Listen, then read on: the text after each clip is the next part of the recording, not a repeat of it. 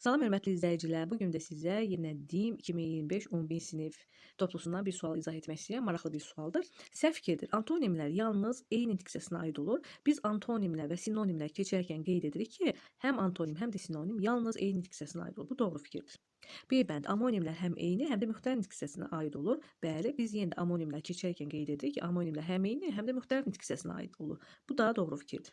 D bəndinə keçək. Bəzi sözlər çox mənalı ola bilir. Bəli, biz dilimizdəki sözləri iki yerə bölmüşdük. Çox mənalı və tək mənalı sözlər. Bəzi sözlər çox mənalı olur, bəziləri isə tək mənalı. Deyində çıxırıq. Y bəndi izahlı lüğətdə sözlərin leksik mənaları verilir. Bəli, izahlı lüğətin tərifi elə belədir ki, izahlı lüğət sözlərin leksik mənaları ifadə edir. Bu da doğru fikirdir. C bəndinə baxaq. Sinonimlə bədii ədəbiyyatda cinas qafiyə yaratmağa kömək edir. Uşaqlar, əvvəl siz bilməlisiniz ki, cinas qafiyə nədir? Və sonra onu sinonimlərlə müqayisə eləyə bilərik. Cinas qafiyə əslində ədəbiyyatşünaslıqda keçilir və sinonimlərə yox, amonimlərə uyğun gəlir. Amma deyə bilmərik, tam da amonimdir deyə bilmərik.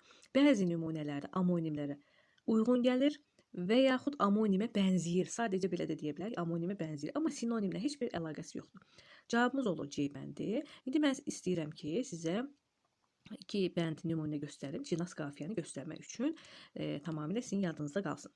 Əzizim kasad olmaz, mərd əli kasad olmaz. Yüz namərdin çörəyi doğrasan kasad olmaz. Baxın, burada kasad olmaz sözləri, yəni kasıb olmaq mənasındadır. Yoxsul olmaz. Amma doğrasan, baxın, kasa, bu artıq d-ni ayırdı. Burada kasad idi orada, amma burada d-ni ayırdı. Səslənməsinə görə oxşar olan sözlər. Yəni tam amonim deyə bilmərik təbii ki. Bu səslənməsinə görə oxşar olan sözlərdir. Amma bizi nəyi xatırladı? Amonimlər. Cinas qafiyə deyəndə amonimlə yadınıza düşsün. İkinci bənd.